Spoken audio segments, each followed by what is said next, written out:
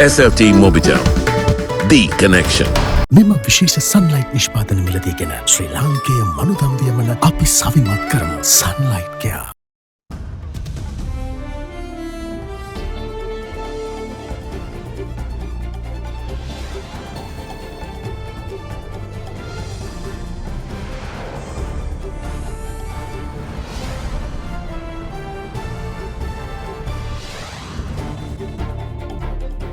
Tonight, the first batch, Sputnik 5 expected in Sri Lanka within hours. Further down the rabbit hole, more areas enter isolation as record daily COVID numbers confirmed for a sixth consecutive day. Comeuppance, 800 charges to be filed against the former IGP and the Defence Secretary. Coming up on First at 9, this Monday the 3rd of May 2021. Alcohol අඩංගු hand sanitizer භාවිත කරන්න. ලෙඩ රෝග ඇති කරන විෂ බීජවලට එරෙහිව සටන් කරන්න. හඳුන්වා දීමේ මිල රුපියල් 350යි. From AdaDerana, this is AdaDerana First at 9. Live from Studio 24 in Colombo. Good evening and welcome to First at 9. I'm Dhammike Kanaka.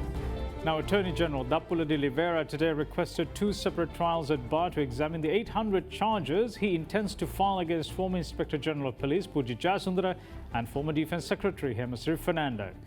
The charges relate to the Easter Sunday terror attacks during which both of the accused were in office. They are to be charged for murder and attempted murder. The Attorney General today informed the Colombo High Court that 800 charges will be filed against former Inspector General of Police Pujit Jayasundara and former Defence Secretary Hemasri Fernando under murder and attempted murder. It relates to the failure to prevent the Easter Sunday terror attacks while having knowledge of an impending attack. The Attorney General had requested the Chief of Justice to appoint two separate three-member trials at bar to examine the charges. The Attorney General had said that once the trial at bar are appointed, he will file charges before them. The AG's coordinating officer, State Counsel Nishara Jayaratnam, said that the charges are filed against former IGP Pujit Jayasundara and former Defence Secretary Hemasri Fernando for failing to take necessary steps to prevent the criminal actions contained in the information received between the 7th and 21st of April in 2019 from Director of the State Intelligence Service Nilantha Jayawardena pertaining to the bomb blasts. She added that the Attorney General presented facts before the Colombo Court today under the Article 296 and 300 of the Penal Code for the murder of 275 persons and attempting to murder close to 500 persons by inflicting injury. නිවසේ මෙවැනි මතු පිට රැඳෙන විස බීජ 99.9%ක්ම විනාශ කරන Vim Cleaners. Now, shifting our focus towards the pandemic situation, health experts say that the government decided to limit the number of passengers in an aircraft arriving in Sri Lanka to 75 in a bid to limit COVID variants entering the country and also to give the island's health system some breathing space. It should not come as a surprise that Sri Lanka set the sixth consecutive record in the same number of days for the island's daily virus caseload. Now, the Western Province is the hardest hit with over 1,000 of yesterday's infections coming from its three districts. Sri Lanka continues to set record after record in its daily tally of infections. For a sixth consecutive day, the country reported cases in the excess of 1,000. And what's more, it was the sixth consecutive day of a daily caseload record. All in all, 1,891 infections were confirmed across 24 districts. The Western Province accounted for a staggering 1,014 infections, with its Colombo district confirming 387 cases. The other two districts in the Western Province, Kalutara and Gampha, confirmed 330 and 297 cases respectively. Meanwhile, the Puttalam district reported 88 cases, while Galle reported 80 infections. 71 cases of the virus were reported from Anuradhapura, while Ratnapura confirmed 70 and Kandy 66. A further 352 COVID-19 infections were reported from 15 other districts. There were also 48 imported infections among yesterday's daily caseload, the highest during the third wave. As for today, 1,046 new COVID-19 infections have been confirmed so far. During the first and second waves of COVID-19 in the island, most of the patients found were asymptomatic, meaning they did not show signs of infection. The government handled the two waves by setting up intermediate treatment centers, in addition to hospitals dedicated to treat COVID-19 patients. But those days are truly gone. After the third wave of COVID-19 blew in, the country has seen an exponential rise in virus cases, with the majority of patients now displaying symptoms. Further, the third wave is spreading the feared UK variant of the virus. The most concerning symptom is the shortness of breath that had placed a huge demand on the country's healthcare system. The need for a change in strategy has become evident. Now the government has taken initiative to open more and more intermediate care centers for the people who are asymptomatic. This may be some training centers or some other places with hostel facilities or some other converted facilities for hostels. And also we are making available hospital beds for all the people who are symptomatic. What we need is when a patient is identified as having COVID-19, immediately removed from the society and place him or her in an intermediate care center or a hospital until they cured from the disease. Given the foreign nature of the virus strand doing the rounds at present, the government has taken measures to ensure that there's little chance of a foreign variant entering the island and to give some breathing space to the healthcare system. With the increased number of cases reporting all over the world, in many countries the cases are reporting without a control. So there is the possibility that people who are arriving into the country can have COVID-19. The possibility is very much higher than earlier. For example, yesterday we have detected 48 people who have arrived from overseas and under quarantine. So with that, new variants also can enter into the country. So because of that, the people who are coming from the overseas should be under quarantine strictly with strict guidelines. So because of that, the country has decided that the number of people are coming to the country should be restricted or should be controlled in a manner that we can cope up with the quarantine process. So because of that, it has limited the number of people that come in from an aircraft to 75. In developments on the vaccine front, State Minister of Production, Supply and Regulation of Pharmaceuticals, Professor Channajai Sumanam, says that the first batch of Russia's SPUTNIK 5 vaccine will arrive in the country tonight. A batch of 15,000 doses of the vaccine is expected. In the meantime, the National Operations Center for the Prevention of COVID-19 Outbreak has introduced a new hotline for the public to call in case of any delays in transporting COVID-19 positive patients to treatment centers. The public are requested to contact the NOC PCO via the hotline 1906 if there are any COVID-19 patients remaining at home. With 967 patients being confirmed to have recovered from the novel coronavirus today, Sri Lanka's overall COVID-19 recoveries rose to 98,209. But the country's active cases keep going up, with the present tally at 12,848. It has just been confirmed that a further 867 new cases have been detected in the island today, taking today's caseload to 1,913, which is the highest reported single-day number of cases in the island. Now then, the status of isolation imposed on the Piliyandala police area was lifted last evening. However, several Gram Niladhari divisions within the Piliyandala area were once more isolated this morning. During the day, several other areas in the island too were isolated in order to curb the spread of COVID-19. In the meantime, the Department of National Zoological Gardens decided to close all the zoological gardens, safari parks and elephant orphanages operated by it owing to the present pandemic situation. The police area of Piliyandala was isolated yesterday morning in order to curb the virulent spread of COVID-19 in the area. But on the same day, Chief of the National Operations Center for the Prevention of COVID-19, Army Commander General Shavendra Silva, announced that the status of isolation of the entire police area will be lifted. However, several Gram Niladhara divisions will be isolated. Accordingly, the Gram Niladhara divisions of Dampe, Badakettarava North, Palanwatta West, Kasbava South, Palanwatta East, Makandana East, Mavittara North and Madapata entered isolation this morning. The Gram Niladhara divisions of Gorakapiti and Nampamanuwa, which were isolated prior to isolation of the entire police area, remained isolated until further notice. Meanwhile, in the Maharagama police area, the Gram Niladhara divisions of Aravala North too entered isolation this morning.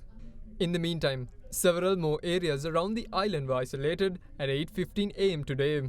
In the Colombo district, Uggalla Gram Niladhara divisions that falls under the purview of the Padukka police area and Ratmetiya Gramanildara division within the Hanguranketha police area in the Nuwara district were isolated this morning. Further, the Gramanildara divisions of Pinwatta, Pinwatta West, Narampitiya and Bandaragama east of the Kaluthara district too entered the status of isolation.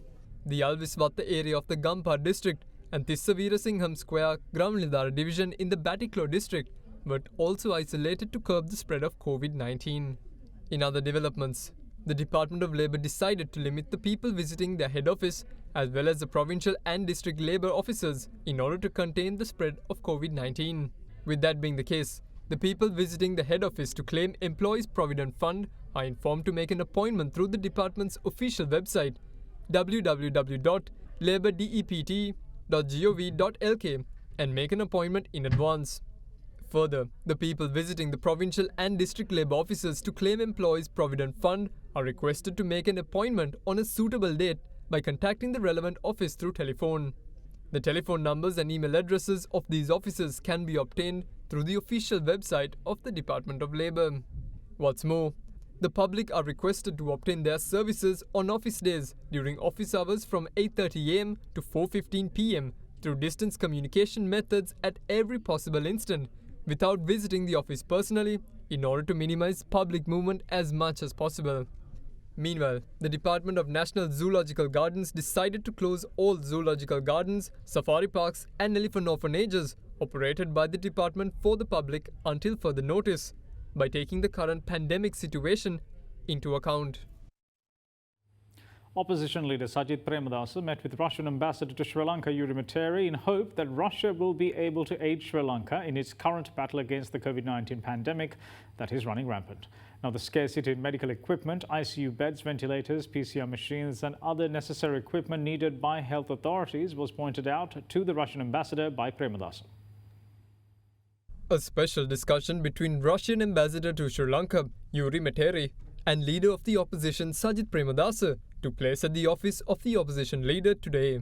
Premadasa requested the ambassador to extend necessary assistance to Sri Lanka, which is severely affected by the COVID-19 pandemic, in order to procure essential medical equipment. Sri Lanka is in need of immense help from the international community. I think in terms of support for the establishment of mobile field hospitals, PCR testing machines on a vast scale, and we desperately need support in terms of ICU beds, ventilators and the various equipment that is required to address the COVID problem. The main purpose of my meeting with you is to try and encourage Russia to support our country, obtaining medical items, PCR testing machines and so on and so forth. There is a scarcity of ICU beds. Now those ICU beds are full, and in fact in certain hospitals normal beds are unavailable because of the COVID problem. And the biggest problem that we face right now is, you may know, that we have a spree of dengue that is spreading. So coupled with the COVID emergence, there is a shortage of beds for people who have non-communicable diseases. I will inform Moscow again, because we have also contacts with your government. Right. After some time. Thank you. Now, vegetable farmers in several areas are facing great difficulties in shifting their produce owing to the closure of the dedicated economic centre in Dambulla. The centre was closed last week to curb the spread of the novel coronavirus. Unable to sell their produce, the farmers call on the government to provide them with an alternative to shift their produce and earn a living in these difficult times. The dedicated economic centre in Dambulla was isolated on the 26th of April until further notice after it confirmed positive COVID-19 infections. Following its closure, farmers now face great difficulty since they have lost a market to sell their produce. As a result, the farmers have started to sell vegetables at roadside, leading from Dambulla to Kakirava and Dambulla to Havarana. However, they still find it difficult to sell their produce, as the harvest they obtain with their blood and sweat are now rotting away. Meanwhile, the farmers in the area of Horopatana in Anuradhapura too face difficulties due to their market being lost following the isolation of the Dambulla Economic Centre. The farmers say that they throw away the produce since they cannot sell them, even at slashed prices. In the meantime, the farmers in the area of Diabaduma in Polonnaruwa too face the same difficulty, and their produce is also rotting away. The farmers who lost their market request the government to open up an alternative economic centre, either in Havarana or Polonnaruwa, which they believe will provide some relief for them.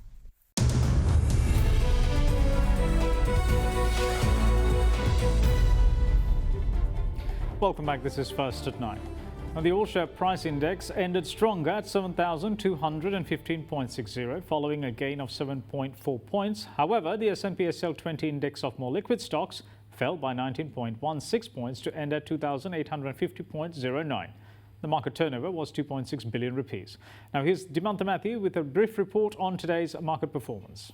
We are seeing a sort of a mixed reaction in the market taking place. So the overall market seems to be in a stabilization phase. However, the indices seem to be having a mixed reaction. So the ASPI is up today by around 7 points. However, if you take the S&P SL 20 index, it is down about 19 points. What we are seeing is some of the key blue chip counters are down during the day, which is why the S&P SL 20 index is significantly down. However, the retail favorite stocks have come to the limelight today, where there was a lot of activity in these stocks. We saw a lot of turnover coming out of these counters, and the overall turnover was also boosted above the 2 billion mark to around 2.6 billion rupees. So the retail favorite counters, especially connected to a particular group, has been in the limelight today, where a lot of activity was recorded in those counters,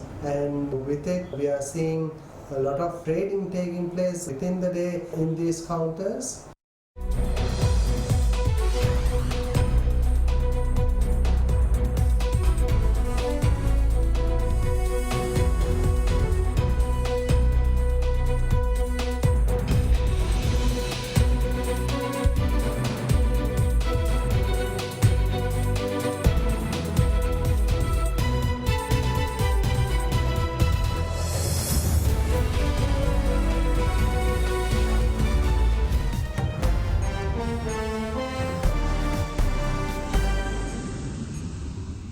India, which suffers from a massive surge in COVID-19 infections, is finding it difficult to cremate their COVID deceased, owing to the volume of deaths.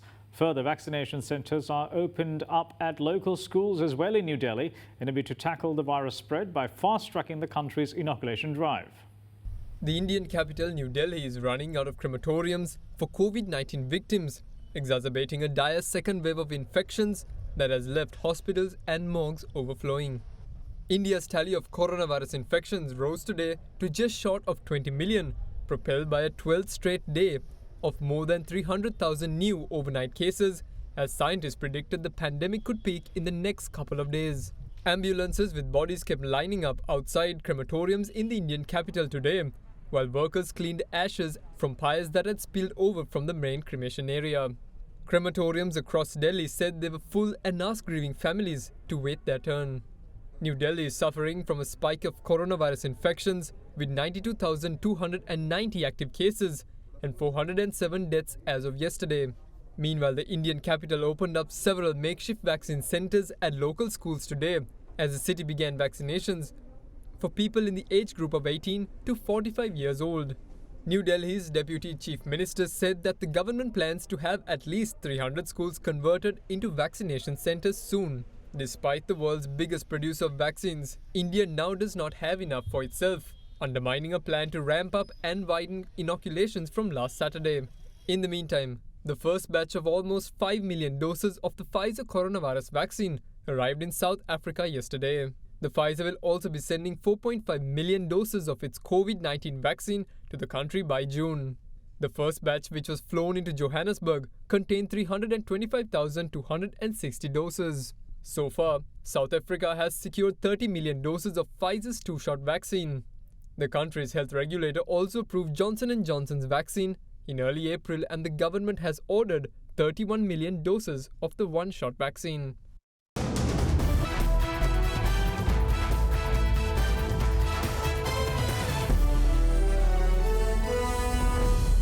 Staying with cricket, Sri Lanka all-rounder Thisara Perera today announced his retirement from all forms of international cricket. And that's it from all of us here at First at 9. Thanks for watching. Bye-bye.